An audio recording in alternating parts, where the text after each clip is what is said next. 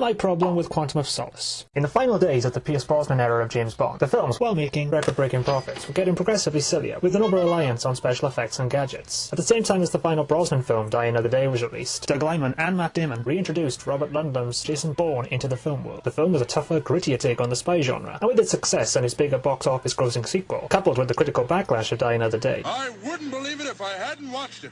Believe what? I don't know, I wasn't watching.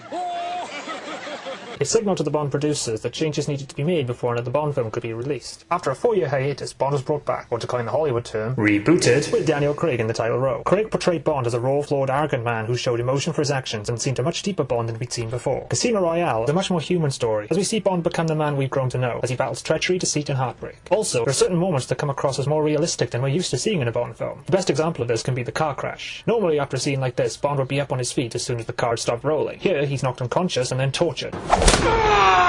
The film was a huge success, and in 2008, the first ever direct sequel to a Bond film was released, and I was severely disappointed. My problem with Quantum of Solace is that it seems to take a step backwards after the great realistic approach that was put forward in Casino Royale. Bond is once again portrayed as a Superman, who can sustain injuries and survive falls and then just walk away from them without so much as a limp. Casino was obviously inspired by the Bourne films, but Quantum seems to take its inspiration from the Bond films of the past, only now they rely too much on special effects and stunts rather than gadgets, which is starting a worrying trend of leaving the characters behind in the background. While it's true that there were no gadgets in the film, the Bond character basically becomes a machine who mows down anyone in his path, showing very little of the human side that we as an audience got to see in Casino Royale. Now I know it could be argued that it's the events of Casino that turned him into this man, but it doesn't take away from the fact that he's able to survive falls and attacks that the Bond in Casino would have been killed by. I know there's a need for suspension of disbelief when you watch these films, but following on from Casino Royale, I can't help but feel slightly let down with its sequel, and that's my problem with Quantum of Solace. To the right!